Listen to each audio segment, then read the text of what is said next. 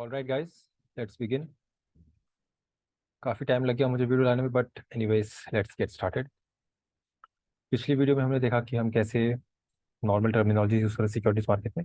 अब हम देखेंगे टर्मिनोलॉजीज क्या होती हैं इक्विटी एंड डेट मार्केट्स में। सो चैप्टर नंबर 3 पे हम NISM ट्रेडिंग सीरीज पे research analyst, one of the finance examination that you can take as a finance beginner और as a finance intermediate. So अगर मैं सबसे पहले आपको ये बता दूं कि होता क्या है, मैं ऑलरेडी इंट्रोडक्टरी लेसन में बता चुका हूँ कि क्यों होता है, इसके प्रोज एंड कॉन्स क्या होते हैं। सो मैं दोबारा रिपीट कर देता हूँ कि अगर आप ये डायरेक्टली इस वाले पे आए हैं तो please I suggest you session number 1 पहले देखिए, उसके बाद सेशन नंबर 3 पे आइए। तो चलिए, यहाँ पे हम देखेंगे terminologies in equity and debt market की। डेट मार्केट और इक्विटी मार्केट में क्या क्या टर्मिनोलॉजीज यूज होती हैं और हम कैसे उसको समझ सकते हैं as an investor. One second, बहुत ही बेसिक चैप्टर होने वाला है, कॉन्सेप्चुअल वाइज चलेंगे, रट्टा नहीं मारेंगे, ठीक है।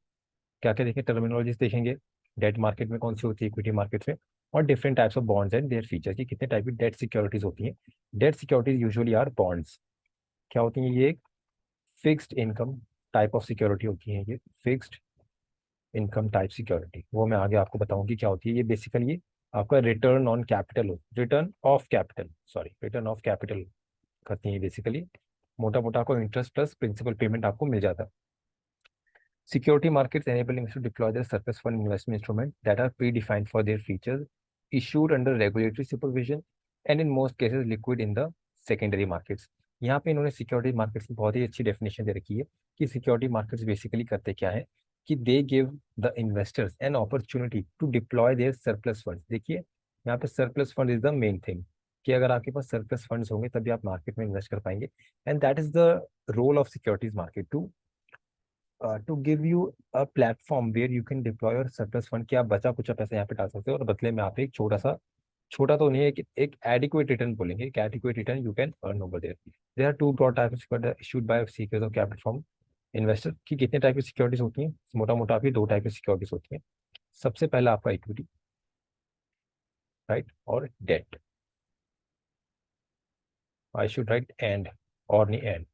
देखिए, इक्विटी क्या होती है? ये एक पार्ट ओनरशिप है। इक्विटी रिसर्च का कोर्स मैंने डाल दिया है हमारे यूट्यूब पे, आप जाके देख सकते हैं, हम उसको अपडेट कर रहे हैं कॉन्स्टेंटली, अब बिल्कुल भी कंसिस्टेंसी ब्रेक नहीं होने वाली। और डेट, यहाँ पे हम डेट पे ज़्यादा फोकस करेंगे, अगले चैप्टर में हम डेट पे भी आएंगे और इक्विटी पे भी आएंगे। Equity capital is available for the company to use as long as it is needed. Debt capital will have to be return after specified time. So यहाँ पे आप देख सकते हैं कि जो इक्विटी कैपिटल है उसकी कोई मेच्योरिटी नहीं होती, there is no maturity in equity capital. But debt की एक मेच्योरिटी होती है कि इतने साल बाद आपको प्रिंसिपल प्लस इंटरेस्ट पेमेंट वापस कर मिलती है। इक्विटी इन्वेस्ट, अगर आपने किसी कंपनी में इक्विटी खर्च करी है, इक्विटी इन्वेस्ट किया है, सो सिंपल से देखिए, they do not enjoy any fixed returns और return of principal invested. Debt investor can earn a fixed rate of return और interest and principal at maturity. यहाँ पे आप देखिए, सबसे मेन डिफरेंस आपका यही है कि आप मेच्योरिटी होती है डेट इंस्ट्रूमेंट्स की, राइट, मेच्योरिटी होती है, प्लस आपको फिक्स्ड इनकम मिलती है किसमें? डेट सिक्योरिटीज में, राइट। सो मोटा मोटा ये आपकी डेट सिक्योरिटी का एक फीचर है। Equity investors are owners of the business. वहीं पे ये सिंपल सा आपको इक्विटी और कैपिटल में मेन डिफरेंस बता रखा है कि इक्विटी ओनर जो होते हैं वो कैपिटल ओनर्स होते हैं बिजनेस के, उनको वोटिंग राइट्स मिलते हैं, और जो डेट इन्वेस्टर्स होते हैं वो कंपनी को कर्जा देते हैं। Debt investor are the lenders of the business, equity investor participate management. So ये सब तो आपको मालूम है, ठीक है। चलिए आगे चलते हैं। सो इन सब चीज़ों पर मैं इतना फोकस नहीं करने वाला, मैं सिर्फ उन्हीं चीज़ों पर रहूँगा जो काफ़ी ज़्यादा मेन है और एग्जामों को वेटेज जाता है। चलिए आगे चलते हैं। Due to the fundamental differences, की फंडामेंटल डिफरेंसेस जो होते हैं इक्विटी एंड डेट सिक्योरिटीज में, they are seen as two distinct asset classes between which investors can make a choice. These are two different asset classes. एक है आपका equity, अभी आपने ऊपर इसके फीचर्स पढ़े, और दूसरा है आपका डेट। ये दो अलग अलग एसेट क्लासेस हैं। ये दोनों सेम एसेट क्लास नहीं है, क्योंकि इन दोनों के फीचर्स अलग है, इनका टैक्स ट्रीटमेंट अलग है, रिस्क दोनों में बहुत ज्यादा अलग है, जमीन आसमान का अंतर है दोनों में, right. So equity represents risky long term growth oriented investment. कि देखिए, इक्विटी हमेशा रिस्की होती है। कभी भी आप किसी भी कंपनी की इक्विटी में इन्वेस्ट कर रहे हैं, भले वो स्टार्टअप हो या खुद का वेंचर आप बिल्ड कर रहे हो या आप किसी स्टॉक में पैसा लगा रहे हो, इट्स ऑलवेज रिस्की, कि things can go south at any point of time. So always remember कि इक्विटी जो होता है रिस्की भी है, लेकिन आप उसमें रिटर्न भी ज्यादा है। डेट वहीं पे देखिए, debt represents relatively low risk steady income oriented investment. It generates a steady rate of return provided the business remain profitable and does not default on its payment. की मोटा मोटा जो डेट है वो सेफ तो है, लेकिन आपको इतना रिटर्न नहीं देगा। It is not growth oriented, कि आपको इतनी ग्रोथ नहीं मिलेगी लेकिन आपको सेफ्टी पूरी दी जाएगी। So once again risk and return की बात आ जाती है। रिस्क एंड रिटर्न के बारे में हम आगे बात करेंगे जब हम वैल्यूएशन में आएंगे, कि हम रिस्क एंड रिटर्न को देखते हुए किसी भी इन्वेस्टमेंट में से हम रिक्वायर्ड रेट ऑफ रिटर्न कैसे कैलकुलेट कर सकते हैं। मैं यहाँ पे एक सिंपल सा एग्जांपल दे रखा है, right. Choosing between equity and debt is a trade off. Investor desiring lower risk and willing to accept lower stable return choose debt. If they seek a higher return they may not be able to earn without investing in the equity. कि देखिए, अगर आपको ज्यादा return कमाना है तो आपको ज्यादा रिस्क लेना पड़ेगा। सो जो रिटर्न एंड रिस्क है आपका, रिटर्न एंड रिस्क, ये दोनों आपस में रिलेटेड है, राइट, पॉजिटिवली कोरिलेटेड है आपस में। जब एक ऊपर जाएगा तो दूसरा भी ऊपर जाता है, ट्रेडिशनल तो यही देखा गया है, राइट, कि अगर रिटर्न भी ऊपर गया तो रिस्क भी आपका ज्यादा होता है। चलिए आगे चलते हैं। सो देखिए, बिना इक्विटी इन्वेस्टमेंट के आप ग्रो नहीं कर सकते अपनी इन्वेस्टमेंट को। Most investor tend to allocate their capital between these two choice depending on their expected return. So अगर आपको ज्यादा रिटर्न चाहिए देन ऑब्वियसली आप इक्विटी चूज करोगे। आपको अपनी सेफ्टी ऑफ प्रिंसिपल चाहिए तो आप डेट यूज करोगे। टर्मिनोलॉजीज इन इक्विटी मार्केट, क्या क्या टर्मिनोलॉजीज होती है? सबसे पहले face value. The nominal price of a share is known as it face value, right. अब ये फेस वैल्यू क्या होता है? फेस, देखिए पहले के टाइम पे ना शेयर सर्टिफिकेट होते थे, आजकल तो हम लोग नहीं देखते शेयर सर्टिफिकेट, लेकिन पहले शेयर सर्टिफिकेट होते थे। ये एक फिजिकल पीस ऑफ पेपर होता था, उस पे शेयर की फेस वैल्यू लिखी होती थी, जो कि अराउंड या तो 1 रुपया होती थी, या तो 10 रुपये होती थी, या तो 15 और 20 रुपये होती थी। सो ये फेस वैल्यू जो होती है, nominal price of a share is known as face value. The equity capital of the company is calculated by multiplying the number of share issued by its face value. कि आपने face value मान लीजिए एक share की 10 रुपये है, और आपने इशू करे 10 lakh share, right. 10 lakh share आपने इशू करे, 10 रुपये फेस वैल्यू, तो टोटल इक्विटी शेयर कैपिटल कितना हुआ आपका? 1 करोड़ रुपए। क्या आपने 10-10 रुपए के 10 लाख शेयर इशू करे, टोटल इक्विटी कैपिटल कितना हुआ आपको? 10 लाख रुपीज मिले आपको as an equity share capital. This is the equity investment in the company. और जो डिविडेंड है वो इसी पे कैलकुलेट किया जाता है, right. For example, in case the company has issued 1 lakh share with face value of ₹10, then the equity capital of the company would be ₹10 lakh. 1 lakh multiplied by 10। So always remember, जो फेस वैल्यू होती है उसकी कोई इतनी value नहीं होती, बस वो शेयर कैपिटल निकालने के लिए हमें यूज होता है। शेयर्स में be issue to the face value और price higher in the face value. So हमेशा देखिए, कभी भी आईपीओ आप देखना, शेयर जो होते हैं हमेशा फेस वैल्यू से ज्यादा पे होते हैं, at a premium of face value, कभी भी फेस वैल्यू पे नहीं होते। आप कभी भी देखना, किसी भी शेयर बैलेंस शीट खोल के देखना, उसमें इक्विटी शेयर कैपिटल और आपका शेयर प्रीमियम अलग होता है। सो बेसिकली ये समझ लीजिए, जो फेस वैल्यू है वो उसकी नॉमिनल वैल्यू है, कि फेस पे क्या वैल्यू है, उसको हम फेस वैल्यू बोलते हैं। The face value of a share does not usually change अगर the company decide to split और consolidate the share. So split वगैरह हम आगे चल के सीखेंगे। यूजुअली शेयर की फेस वैल्यू चेंज नहीं होती। अगर शेयर की फेस वैल्यू 1 रुपये है और कंपनी ने कुछ स्प्लिट वगैरह या कंसोलिडेट शेयर नहीं करे हैं, इन फ्यूचर वो सेम रहेगी। आज से 10 साल बाद भी 1 रुपये की शेयर फेस वैल्यू रहेगी, किसी भी शेयर की face value, right. In such cases face value company share would reduce. ये हम आगे पढ़ेंगे जब हम शेयर स्प्लिट्स के बारे में पढ़ेंगे और कंसोलिडेशन के बारे में पढ़ेंगे। The face value of share is important for calculate the dividend payable on a share. So देखिए, हमेशा अगर कंपनी बोलती है हम 100% डिविडेंड दे रहे हैं, तो वो 100% डिविडेंड मतलब ये नहीं है कि हम सारा डिविडेंड दे रहे हैं। They are giving 100% dividend on the face value. अगर फेस वैल्यू 10 रुपये है तो 100% ऑफ 10 रुपीज कितना हुआ? 10 रुपीज, राइट। सो 10 रुपये का वो डिविडेंड पे कर रहे हैं। 150% ऑफ फेस वैल्यू कितना हुआ? अगर 10 रुपये की शेयर है, 15 रुपये की फेस वैल्यू है, 15 रुपये, राइट। 10 रुपये की है तो 15 रुपये आपको डिविडेंड मिलेगा। सो this is what the face value is use for. मोटा मोटा आपका डिविडेंड कैलकुलेट करने के लिए यूज होता है। चलिए बुक वैल्यू के बारे में आगे चलते हैं। Book value is the net worth of the company. देखिए, बुक वैल्यू का सिंपल सा फॉर्मूला है, assets minus liabilities equals equity. आई होप आप सबको ये अकाउंटिंग इक्वेशन आती होगी, नहीं आती तो भाई अकाउंटिंग की क्लास ले लो एक छोटी सी। अकाउंटिंग के ऊपर भी बहुत सारा मटेरियल यूट्यूब पे है, मैं भी डाल ही दूंगा sooner letter. Book value of a company is the net worth of the company. To compute book value per share, net worth of the company divided by the number of shares outstanding. In simple terms, book value per share means the theoretical amount money each share would get in case the company was to wind up. देखिए, मोटा मोटा ये मेरी net worth है, it is the net worth of the company. कि अगर company अपने सारे एसेट्स लिक्विडेट करके सारी लाइबिलिटीज पे ऑफ कर दे, जितना भी डेट है, क्रेडिटर्स हैं, जितने भी सबको पे कर दे, अपना एसेट्स को लिक्विडेट करके, जो बचा हुआ वो मेरी नेटवर्थ है, उसको हम बोलते हैं बुक वैल्यू, राइट। ये मोटी मोटी मेरी बुक वैल्यू होगी। लेकिन अब एक शेयर पे कितनी आनी बुक वैल्यू पर शेयर, मैं क्या करूंगा, book value total book value लूंगा, शेयर आउटस्टैंडिंग से मैं डिवाइड कर दूंगा, शेयर आउटस्टैंडिंग से मैं डिवाइड किया, जो आया मेरा वो बुक वैल्यू पर शेयर आ गया, right? This is the formula for it. On the left hand side of the balance sheet, there are primarily two things: share capital and debt. The asset of the company are listed in the balance sheet at its book value, that is cost less depreciation. The realizable value of this asset may be different from book value and is never known with certainty. देखिए balance sheet अगर आपको आती है, अब देखिए balance sheet कहाँ से समझ सकते हो आप, मेरे ही यूट्यूब चैनल पे जाइए आप, प्लेलिस्ट में क्लिक कीजिए, इक्विटी रिसर्च का कोर्स होगा, उसमें balance sheet, cash flow statement और इनकम स्टेटमेंट मैंने पूरा समझाया हुआ है। हर एक चीज को मैंने तोड़ मरोड़ के बताया हुआ है, डिटेल में बताया हुआ है कि आप नोट्स टू अकाउंट कैसे पढ़ सकते हो, सब कुछ पढ़ सकते हो। सो बैलेंस शीट के कॉन्सेप्ट में यहाँ क्लियर नहीं करने वाला। अगर आप चाहते हो कि आप वो सीखो तो उस वीडियो को जाके देखो। So left hand side of the balance sheet जो आपका एसेट्स, शेयर कैपिटल और डेट डेट है, राइट। शेयर कैपिटल आपको मुझे ये बताता है कि भाई कितना शेयर से इशू करके हमने कैपिटल उठाया हुआ है। डेट मुझे ये बताता है कि कंपनी ने बैंक्स वगैरह से कितना कर्जा उठाया हुआ है, बॉन्ड्स वगैरह से कितना कर्जा उठाया हुआ है। सो लेकिन जो कंपनी के एसेट्स है, ये देखिए कि कंपनी के एसेट्स हमेशा ना बुक वैल्यू पे मेजर किए जाते हैं। कंपनी के PPND, property plant and equipment, कैसे मेजर होते हैं, cost minus accumulated depreciation. This is the formula of the, this is the price at which property plant and equipment are reported on the balance sheet. So मोटा मोटा हमेशा ये बात याद रखना, अगर कंपनी की बुक वैल्यू 1,000 रुपये बता रहा है कि 1,000 रुपये का एसेट है, हो सकता है वो वैल्यू मार्केट वैल्यू से काफी ज्यादा हद तक अलग हो, क्योंकि मार्केट में फ्लक्चुएशन आती रहती है और बैलेंस शीट हम साल में बस एक या दो बार ही अपडेट करते हैं, राइट। क्योंकि बैलेंस शीट जो है वो एक स्नैपशॉट है at a particular point in time. So मोटा मोटा ये समझिए कि कंपनी की बुक वैल्यू कभी कभी मार्केट वैल्यू से अलग हो सकती है, और यूजुअली ऐसा ही होता है कि कंपनी की बुक्स में कुछ अलग नंबर है और मार्केट में अलग कुछ नंबर चल रहा है। यूजुअली book value कम होती है as compared to market value. If it is assumed that each asset on our balance sheet may be converted into cash as book value, then after fully honoring the business liability, each equivalent to net worth plus would, आगे चलते हैं,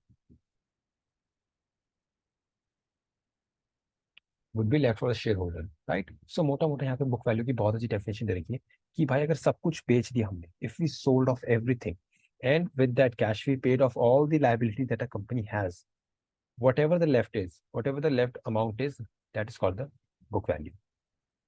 कि भाई ये बचा है, अब ये इक्विटी शेयर होल्डर ले जा सकते हैं, ये आपके और मेरे खाते में आ जाएगा। मार्केट वैल्यू सिंपल सा, current market price of the share. Market value of the entire equity of a company term as market cap. अब देखिए मार्केट कैप आप सबको पता ही होगा, 99% लोग जानते होंगे मार्केट कैप क्या होता है। Market cap is equal to price multiplied by number of shares, कि अगर आपको किसी भी कंपनी में पूरी इक्विटी खरीदनी है तो this is the price that you need to pay, right. चलिए एक एग्जांपल दिखाई देता हूँ। एंड वंस अगेन भाई अगर आपने अभी तक नहीं करा तो छोटी सी रिक्वेस्ट है, अगर मैं थोड़ी बहुत भी आपकी लाइफ में वैल्यू क्रिएट कर रहा हूँ, एक सेकेंड जस्ट, क्या, अगर मैं थोड़ी सी भी वैल्यू क्रिएट कर रहा हूँ आपकी लाइफ में, देन प्लीज़ मुझे लिंक्डइन पे फॉलो कर दो, राइट। आप मुझे रिक्वेस्ट भेजिए, यहाँ पे क्लिक कीजिए, मोर पे क्लिक करोगे तो कनेक्ट का बटन आएगा, एंड देन मुझे कनेक्शन रिक्वेस्ट सेंड कीजिए। मैं सभी के मैसेज का रिप्लाई करता हूँ और मैं सभी की रिक्वेस्ट भी एक्सेप्ट करता हूँ, थोड़ा सा रिप्लाई में देर हो जाता है कभी कभी। सो यहाँ पे देखिए मैं आपको स्क्रीन पे ले चलता हूँ, क्योंकि वंस अगेन मैं चाहता हूँ आपको प्रैक्टिकल नॉलेज मिले। कंट्रोल, जस्ट अ सेकेंड, क्या, जस्ट अ सेकेंड, या कमांड टी, स्क्रीनर पे आ जाते हैं, राइट। हम स्क्रीनर पे आ गए। हाँ, कोई भी कंपनी लेते हैं, आईटीसी लेते हैं, राइट। यहाँ पे देखिए आईटीसी का मार्केट कैप क्या है हमारा, just a second, let me change the colour of the pen. या आईटीसी का मार्केट कैप देखिए 5.5 लाख करोड़ की कंपनी है। अब ये मार्केट कैप कैसे आया, सिंपल सा फंडा है भैया, number of shares multiplied by current market price, कि कितने शेयर इशू करें आईटीसी ने और करंट मार्केट प्राइस क्या है। 450 रुपये का मार्केट प्राइस है आईटीसी का, 440 रुपये का मार्केट प्राइस है आईटीसी का। और अगर मैं 5 लाख, मुझे, अब देखिए जो फॉर्मूला है, market cap is equal to number of shares multiplied by CMP. इसी इक्वेशन को यूज करके मैं इन, अगर मुझे दो चीजें पता है मैं तीसरी चीज इजीली निकाल सकता हूँ, राइट। कॉमन अलजेब्रा है ये, ठीक है। मेरे पास प्राइस है, मार्केट कैप है, अगर मैं मार्केट कैप को प्राइस से डिवाइड कर दूं तो आपको क्या लगता है, मेरे को नंबर ऑफ शेयर मिल जाएंगे, बहुत इजीली मिल जाएंगे, राइट। मैं कैलकुलेशन करके दिखाने नहीं वाला, but to just to give you an idea कि प्रैक्टिकल में चीज़ें कैसे होती हैं, राइट। और यहाँ पे देखिए फेस वैल्यू भी दे रखी है। फेस वैल्यू मैंने बोला था 1 रुपये की होती है, 10 रुपये की होती है। आईटीसी की फेस वैल्यू 1 रुपये की है, राइट।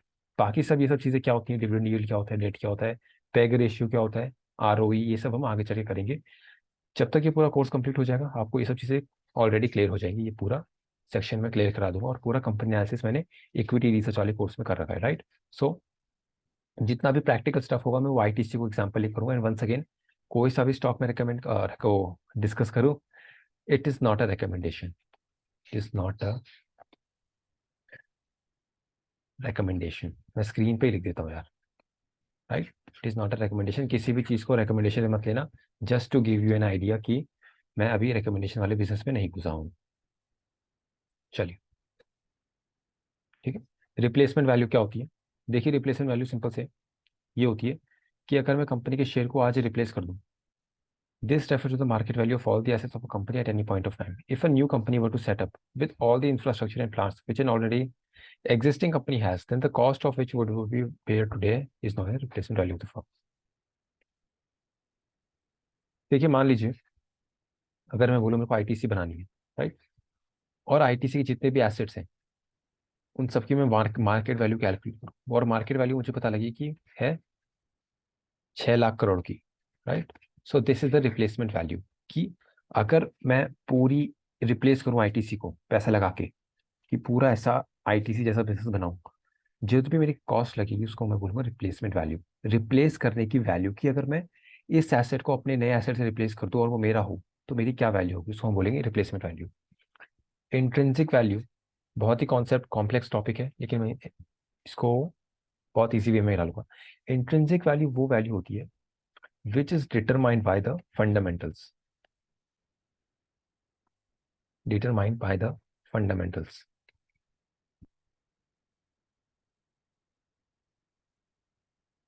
राइट। इंट्रिंसिक वैल्यू ऐसे present value of the expected free cash flow from the asset.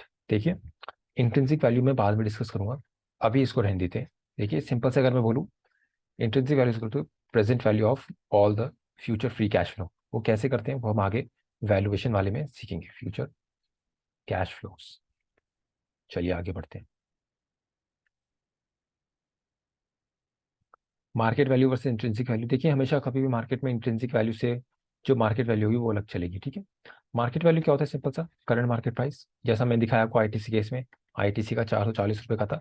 लेकिन इंट्रिंसिक वैल्यू क्या होती है? What is the intrinsic value? वहाँ पे इंट्रिंसिक वैल्यू थी नहीं।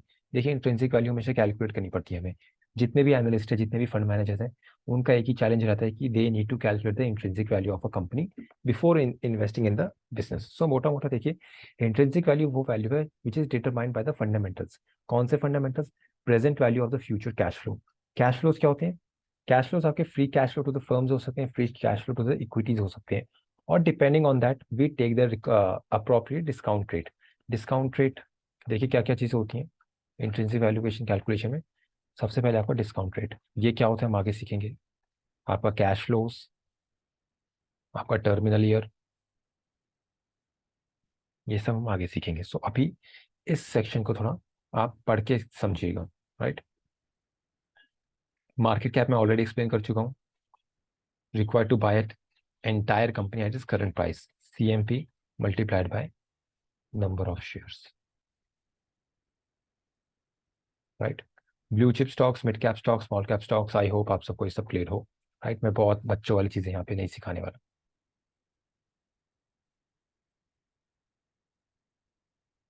एंटरप्राइज वैल्यू ये समझिए, एंटरप्राइज वैल्यू वो होती है, it's the actual value of the business, actual value of the business. कि मैंने आपसे बोला यार मार्केट कैप में, अब आप बोलोगे यार फिर मार्केट कैप कैसे अलग है? मार्केट कैप में हम बस इक्विटी देखते हैं कि सिर्फ इक्विटी ओनर बनने का क्या प्राइस है। आईटी से केस में 5.49 लाख करोड़, राइट। लेकिन एंटरप्राइज वैल्यू क्या होती है? मैं बोल रहा हूँ मुझे सिर्फ इक्विटी नहीं खरीदनी, हो सकता है बाकी का बिजनेस कुछ और कोई और ओन कर रहा हो, राइट। डेट भी हो कंपनी में, कंपनी में थोड़ा कैश पड़ा हो बैलेंस शीट में, right. So it refers to the overall value of the business, की पूरे बिजनेस की क्या वैल्यू है भाई, मुझे ये बताओ। Equity is just a form of capital, is just a form of financing for the founders of the company, right? So EV shows, EV माने enterprise value, not electric vehicles. Since the business is funded by various sources of capital, जैसा मैंने बोला कि equity is just a one source of capital, right? आपके पास दो source of capital होते हैं, कौन कौन से? Equity plus debt. क्या आप कोई भी business venture, regardless of its nature, regardless of the industry, there are only two ways through which you can invest in a business or finance a business. One is equity capital and the other one is debt. And enterprise value right over here considers both of them, right? It is computed as, अब ध्यान से सुनना कैसे compute करते हैं EV को, क्योंकि EV से क्वेश्चंस आ सकते हैं आपको एग्जाम में। कि आपको डेट दे रखा हो, बैलेंस शीट दिखा दी होगी पूरी पूरी, और आपको बोल दिया होगा जाओ ईवी निकालो और मार्केट कैप कैलकुलेट करके बताओ। सो उस केस में आप नहीं चाहते कि आप कंफ्यूज हो जाओ। मैं चाहता हूँ कि आप पूरा कॉन्सेप्ट समझो, ठीक है? It is computed as a sum of total value of the total capital employed in the business. Thus, EV is defined mathematically as follows. Common equity की value, right? Simple सा market cap. Non controlling interest, ये मैं समझाऊँ क्या होते हैं। Value of preferred capital, ये एक थर्ड फॉर्म ऑफ कैपिटल आप कह सकते हो, ये भी मैं एक्सप्लेन करूंगा, राइट? ध्यान से सुनना। प्लस डेट, कर्जा, जैसा मैंने बोलता कि ये सेकंड सोर्स ऑफ कैपिटल है। देखिए प्रिफर्ड कैपिटल मैं पहले समझाता हूँ आपको क्या होता है आगे जाने से पहले। प्रिफर्ड कैपिटल माने ये एक टाइप की हाइब्रिड सिक्योरिटी है। Consider it as the hybrid, hybrid मतलब दो का मिश्रण, मिक्सचर। इक्विटी का भी थोड़ा सा फीचर है, थोड़ा सा डेट का भी फीचर है। इक्विटी का फीचर कैसे? ये प्रिफर्ड शेयर बोलते हैं, इसमें हमें डिविडेंड मिलता है, राइट? मान लीजिए आपने प्रिफर्ड शेयर खरीदा किसी कंपनी में, यूजुअली लिस्टेड नहीं होते, कभी कभी किसी मार्केट में हो सकते हैं। Preferred equity capital, equity share कैसे होते हैं कि ये आपको डिविडेंड पे करेंगे consistently regardless of the company performance, right? So fixed income का एक पार्ट आ गया, राइट? प्रिफर्ड कैपिटल में आपको, let me just clear all this, ठीक है? प्रिफर्ड कैपिटल क्या होता है? Preferred equity,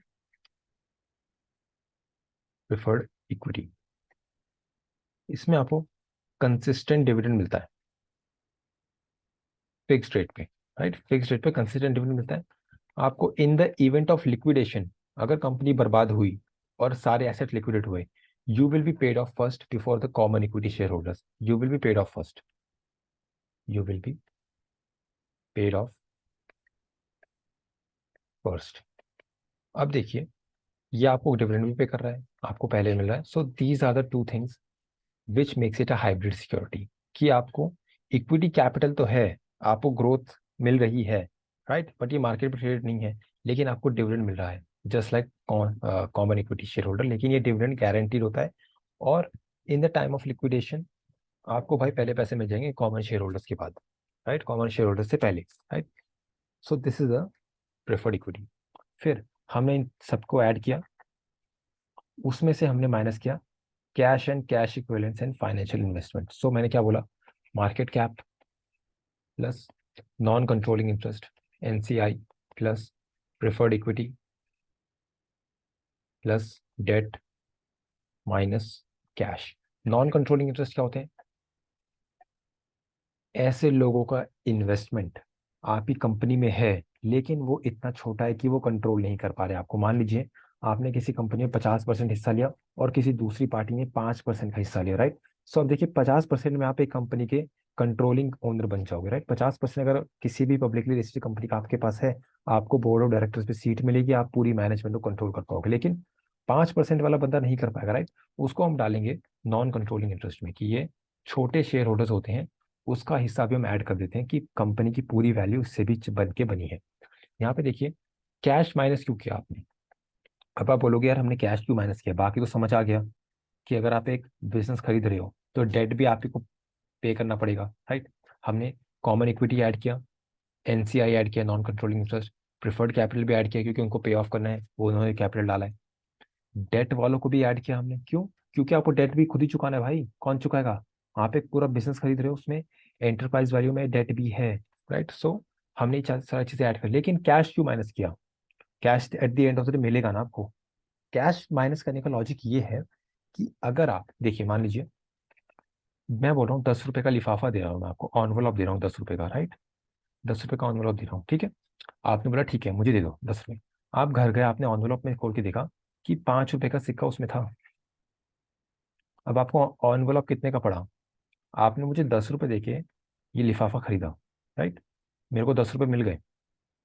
now you found out that कि there is a 5 rupee coin too. आपको कितने रुपए का मिला? 5 रुपए का पड़ा ये इफेक्टिवली, राइट?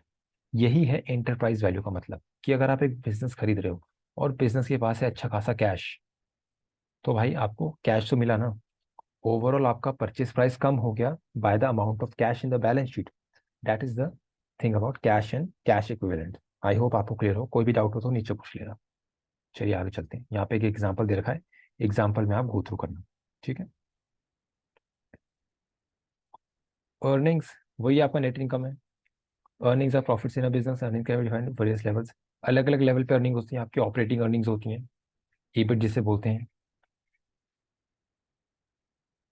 ईबिटडा, राइट? और आपका net profit. These are various forms of earnings, and net profit इनमें सबसे इंपॉर्टेंट होता है, which is the most important, especially for equity share holders, most important, ठीक है? अर्निंग्स पर शेयर, सिंपल सा net income को हम डिवाइड कर देते हैं किससे? आउटस्टैंडिंग शेयर्स से, right? Net profits of the company belong to the share holders. EPS is the net profit divide by the number of shares. तो देखिए, हर शेयर पे आप कितनी अर्निंग्स डाल रहे हो, राइट? हो सकता है कि साल में 10 रुपए डाली हो एक शेयर पे, अगले साल ग्रो करके 11, अगले साल ग्रो करके 12.1। सो 10% का इंक्रीमेंट हो रहा है ईपीएस में, and market loves that. Small cap companies में ज्यादा यही होता है कि जब भी ईपीएस एक्सपेंशन होता है, including margin expansion, stock multibagger return देता है। चलिए आगे चलते हैं दोस्तों। डिविडेंड पर शेयर, देखिए डिविडेंड पर शेयर क्या होता है?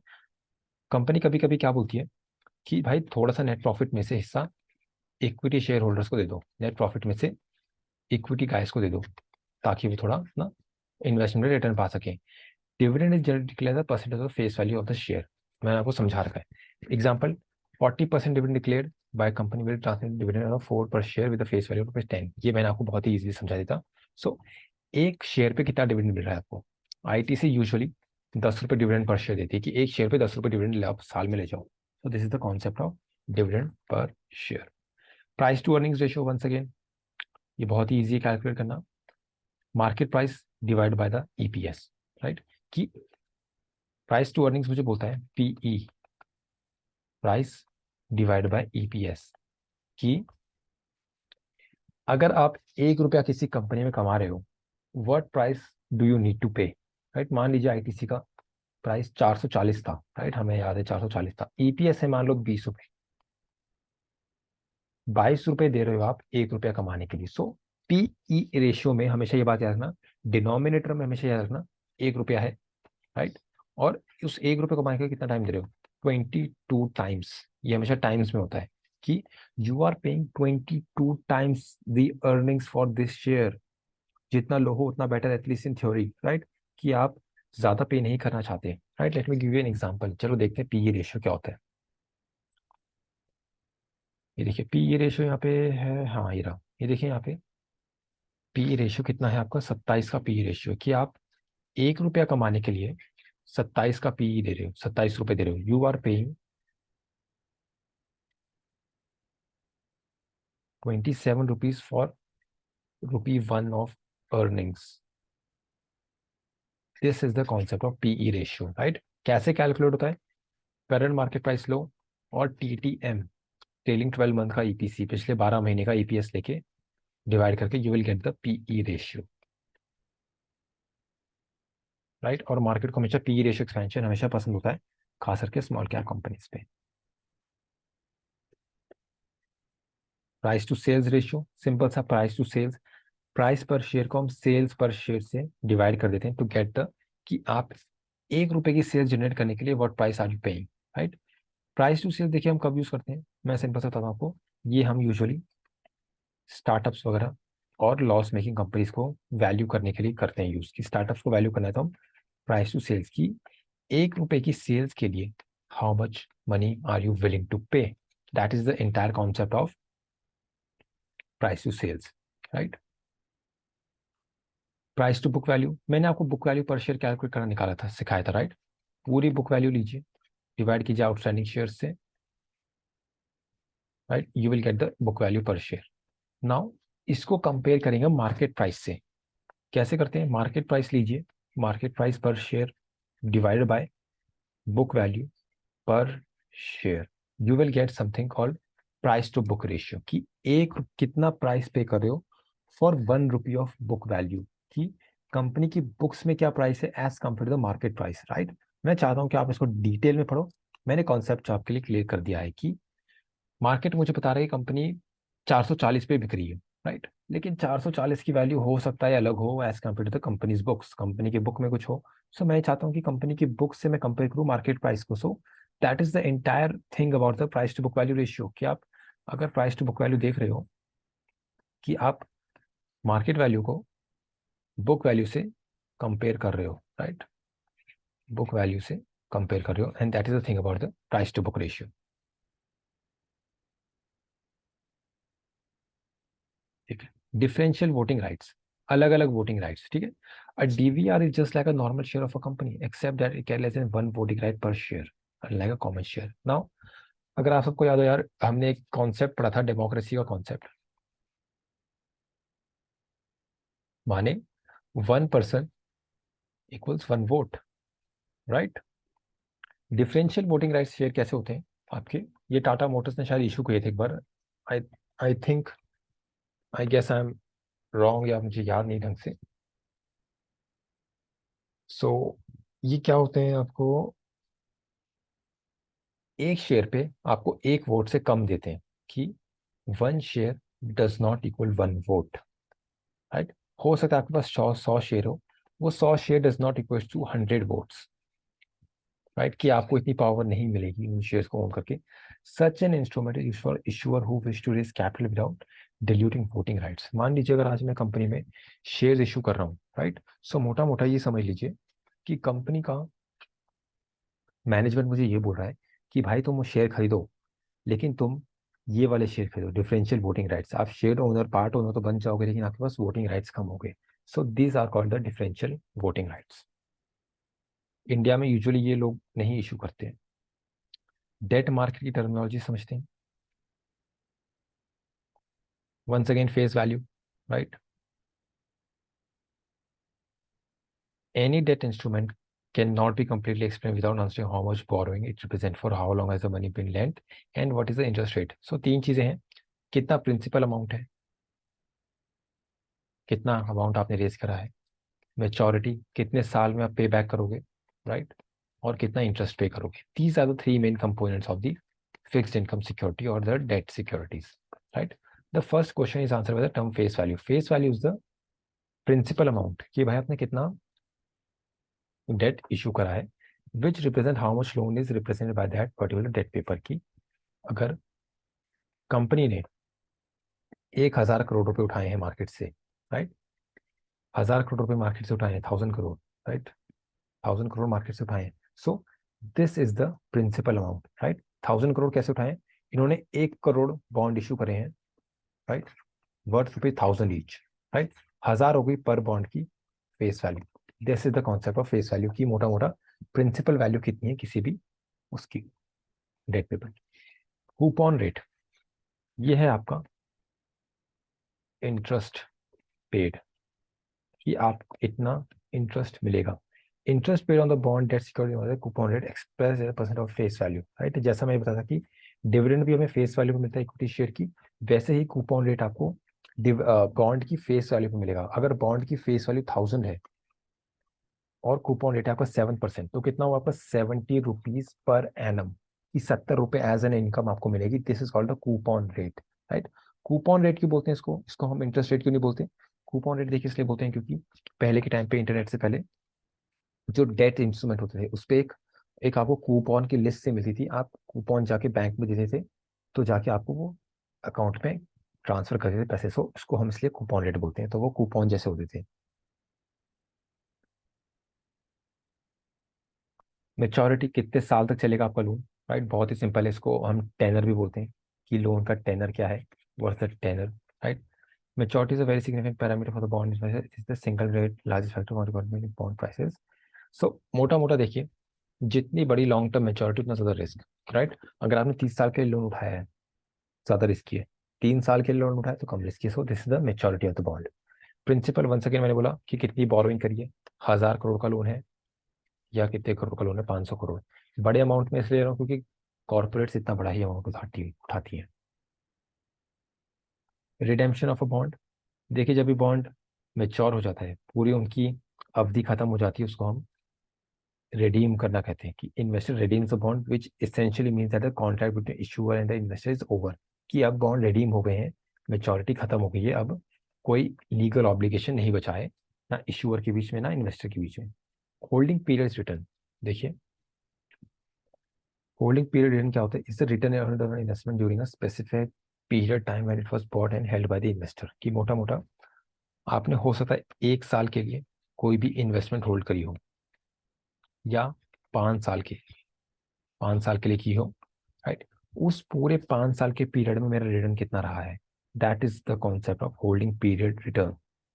An investor may purchase the bond from the issuer directly when it is issued or may purchase at any later date from the secondary market। ये सब आपको पता है, ये प्राइमरी और secondary. Similarly, the investor may hold the bond till maturity or may exit early in the between by selling in the secondary market. The return for to the investor for the period for which the bond was held is known as HPR। कि जब तक आपने कोई भी security hold की है अपने demat में, कि जब तक आपने होल्ड करी, हो सकता है आपने 1 साल के लिए की हो, 6 महीने के लिए की हो, उस पूरे रिटर्न को हम बोलते हैं होल्डिंग पीरियड्स रिटर्न। आगे देखते हैं।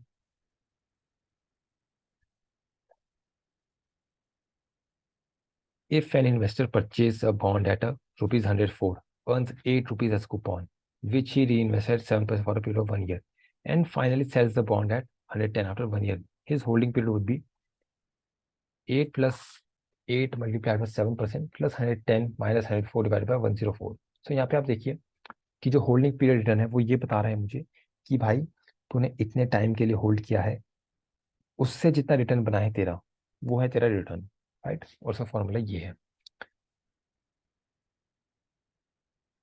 सो जो होल्डिंग पीरियड रिटर्न है वो सिंगल पीरियड रिटर्न होता है and it does not annualise, की एनुअलाइज रिटर्न नहीं होता, वो मैं आगे चल के आपको समझाऊंगा। करंट यील्ड मान लीजिए कि सीएमपी ऑफ द बॉन्ड, अगर आपने अभी current price of the bond pay किया, what would be your return, कि आपका करंट मार्केट प्राइस पे क्या रिटर्न होगा।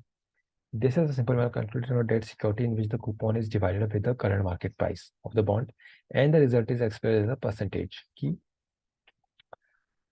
Current coupon rate divided by the bond price.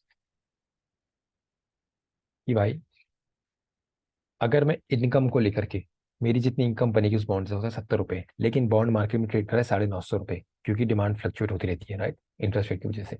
So 7 rupees को मैं डिवाइड करूँ 950 से, सो मेरा करंट यील्ड क्या बनेगा, कि अगर मैं इस प्राइस पे खरीदूं बॉन्ड को तो मेरा क्या यील्ड बनेगा, वो है मेरा करंट यील्ड। इसको हम डिविडेंड यील्ड भी बोल सकते हैं, जो मैं आगे एक्सप्लेन करूंगा। यील्ड टू मैच्योरिटी, देखिए yield to maturity is like the IRR of the bond. बहुत ही अच्छा कॉन्सेप्ट है IRR ऑफ द बॉन्ड। कि अगर एक इन्वेस्टर बॉन्ड को खरीदता है, राइट, और उसकी पूरी मेच्योरिटी तक होल्ड करता है, कि हो सकता है 30 साल का बॉन्ड हो या 10 साल का बॉन्ड हो या 5 साल का बॉन्ड हो, अगर वो पूरी मेच्योरिटी तक रखता है अपने पास, उसका टोटल रिटर्न जितना भी हुआ उसको हम बोलेंगे yield to maturity. Yield to maturity और YTM is a more comprehensive and widely used measure of return calculation of a debt secured than current yield. This method takes into consideration all future cash flows, कि कितना future cash flows उनको आया coming from the bond, coupon plus the principal repayment, and equates the present value of this cash flow to the prevailing market price of the bond. The rate which equates the present outflow with the present value of the future inflows known as YTM. It can be understood as the internal rate of return of the bond. So IRR मुझे बोलता है कि simple definition देता हूँ IRR की, क्या होती है, internal rate of return. It makes the present value of an investment equals to the initial price.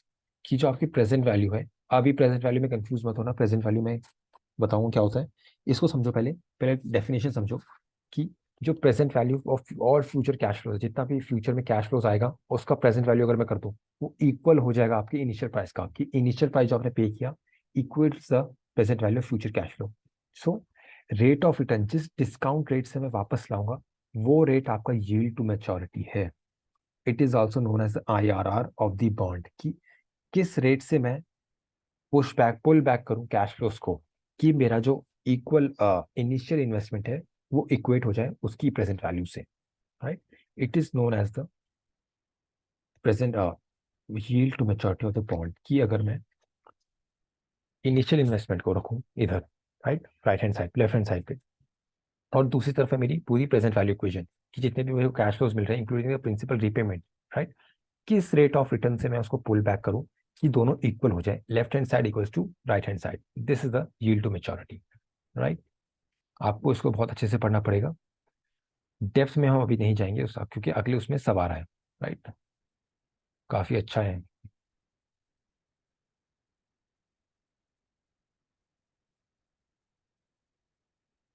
ठीक। So let's do one thing, video already बहुत लंबी हो चुकी है, इसका सेकेंड पार्ट मैं जल्दी आऊंगा। सो आई वांट कि आप अभी यील्ड टू मैच्योर तक पढ़े और ड्यूरेशन हम आगे समझेंगे, राइट। ड्यूरेशन हम आगे समझेंगे, so that you can have notes as well. So make sure कि आप पूरा पढ़ें, वीडियो देखें, कुछ ना समझा तो नीचे कमेंट करें और हम ड्यूरेशन से कंटिन्यू करेंगे। Thank you so much. Videos को मैं शॉर्ट रख रहा हूँ ताकि आपका अटेंशन स्पैन ज़्यादा डिस्पर्स ना हो, आजकल बहुत छोटा अटेंशन स्पैन हो गया। So I will see you in the next video. Thank you so much.